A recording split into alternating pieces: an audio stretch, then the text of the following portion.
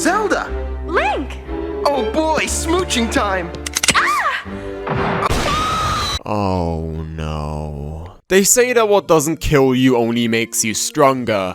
I think we've taken it a bit too far now, guys. That ruby's mine! I watch a lot of trash because, well, there's a lot of it. And to be fair, shredding some garbage product into smithereens is faintly cathartic to a bumbling arsehole like yours truly. This show made me severely pensive while I was watching it, as I thought of all the animators and producers sitting around a round table, conceiving this, plotting it, storyboarding it. But then I realized that humans didn't make this. Dogs made this. Puppies. Cute puppies. I suppose the theory makes sense if we consider that no human being could possibly greenlight this show, right? Dogs don't care that Link is a sex-hungry psychopath, right? Oh boy, smooching time! I mean, this is borderline sexual assault, right? Is this appropriate? Are you serious? I would fear a child whose moral compass is based on this show. They should be shunned, flailed, prosecuted. I don't even know where to begin. It's like choosing how you want to die. An endless Chinese takeaway menu of death, where the only limit is your tolerance. I guess we'll watch the first one, because God save us all. Each episode begins with a really epic title card and intro. Link, what are you holding? That's no Master Sword. I don't think you've ever had a sword like that before. Why does it glow purple? But don't let that distract you from the fact that that's very clearly not even a sword but a dagger. I swear to God. So, plot. Ganon has one Triforce, Zelda has other Triforce. Link stopped Ganon from getting other Triforce. Got it? Good, done. We've been doing this for 40 years. You must help me, Link! Hey, for you, Zelda, anything! Okay, before we move on, we should probably address, how do I say, the elephant in the room. What's that voice, Link? That'll teach him to quit while he's got ahead. That weird pseudo-sonic bro voice you're putting on. This is meant to be your hero? This wimp, skimpy little bitch? Also, notice the little animation error at the end. For you, Zelda, anything! You may think, oh, it's because of the dub. Guys, it's not dubbed. This never originally broadcasted anywhere but the United States. These animation errors are littered in almost every scene of this goddamn show. Whoa, action. What the hell just happened? He fell on his own weight. Wait, he was like an arm's reach away from the Triforce. Is there no security here? And even then, if you want to beat these guys, evidently all you need to do is let a bit of draft in.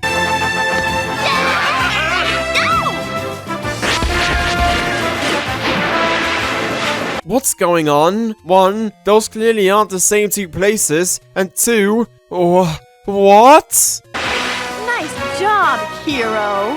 Hey! Excuse me, princess! Twat. That was the intro. That was the intro.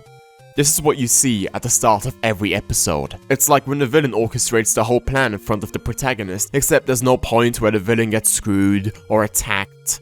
You just suffer. Welcome to Hyrule Castle, a truly magical place protected by the one and only Link. And he doesn't really like it there.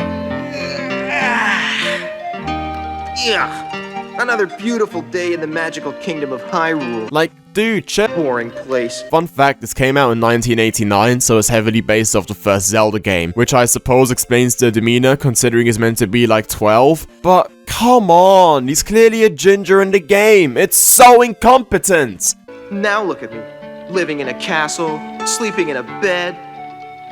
Aren't I sweet? I know, right? Sleeping is so overrated, I wish I could not sleep. So Link takes a nice breather and spots Zelda sexing nature.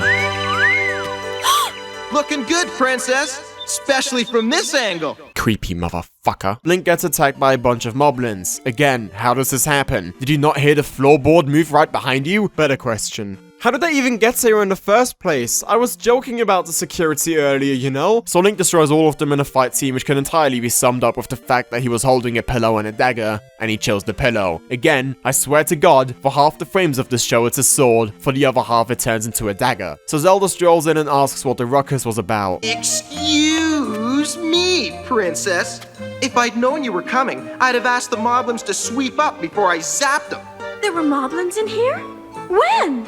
About 10 seconds ago. Yeah, did you not hear them? They were making quite a racket, you know. So Zelda orders Link to guard the Triforce for the day. Again, no guards. It also turns out there's an amateur magician's contest at the castle today. This makes Link mad! Grrr! Also Ganon. In fact, Ganon is so mad he starts teleporting like a monkey on crack cocaine. Grrr! Can you tell how mad I am? So Ganon's plan is to enter the contest under a disguise and steal the Triforce under the princess's nose. And then, for no fucking reason at all, the Triforce starts speaking! I'm not joking, I have the clip to prove it. But you're no amateur. You're a pro. I guess this is canon now. It's the amateur magician's contest. Wait, hang on. No, go back. You do have guards! Why aren't they guarding the Triforce? You're not gonna trust these completely loyal, experienced soldiers, but you're going to trust Sonic the Hedgehog's grandson over here. Oh no, it's getting too big.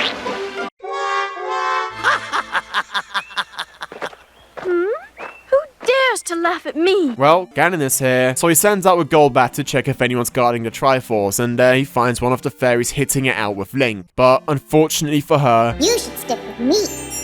Sprite, you're only 3 inches high. Link likes him big. You heard it here first, folks. So Ganon zaps one of the animals and it turns into a dinosaur. Very scary. I like this frame in particular. Now Zelda's pinned down. However, Link catches the clamor outside. She's being attacked. No, she's not. Time for action now, I guess. Whoa!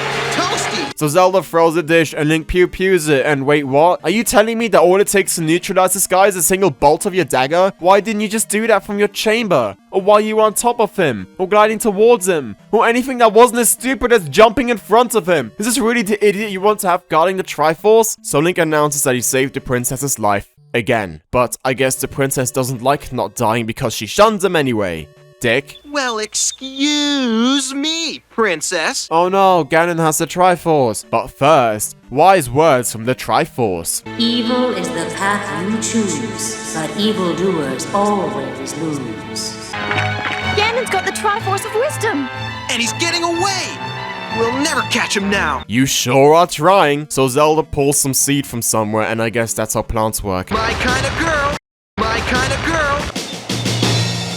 How are we going to get down? I don't know, Zelda. How are we going to get down? Wasn't this your plan? Wasn't it your idea to catapult us on a giant dangly rod to Ganon? There's several factors you haven't even considered for your plan. What about the launch angle? The launch speed? Do you even know where Ganon is? What if he ran into the woods? So I guess the writers wrote themselves into a corner because they just don't die? Excuse me, what? Kiss me. Look out! It's Ganon! Well, that's convenient. So Ganon gets smacked off his litter and we have a battle on our hands. Link! Huh? Back to back, Princess. Fast. Why? For what reason? What purpose but limiting your mobility? Notice all of those Skeletors approached at the same time and now they're suddenly approaching in series. Man, if only I could catch up to Ganon and wasn't trapped in my own belt. Oh no, a bomb! Oh yeah. Thanks, Ganon. Wait, you didn't even have to pull the string? What's the point of having a bow then? Just use a stick. Link! A bomb! And I'm out of zap bolts! I thought they blew an impact. Not yet, Ganon. I thought they blew an impact! So Link baseball bats the bomb back, and even though this is seemingly the same bomb as earlier, this one has the power of a thermonuclear. Belt off. No. What do you want? A kiss. So Link does the illegal sexies again with Zelda, but the sprite, who's called Sprite, like Sprite, stops the sexual harassment, which I think is the real heroism in this episode. Oh god, that's uncanny. What? Wait, what? How did you even get inside there? Is that the hell of your world? No, seriously, what in the actual hell's going on? Oh, it's over.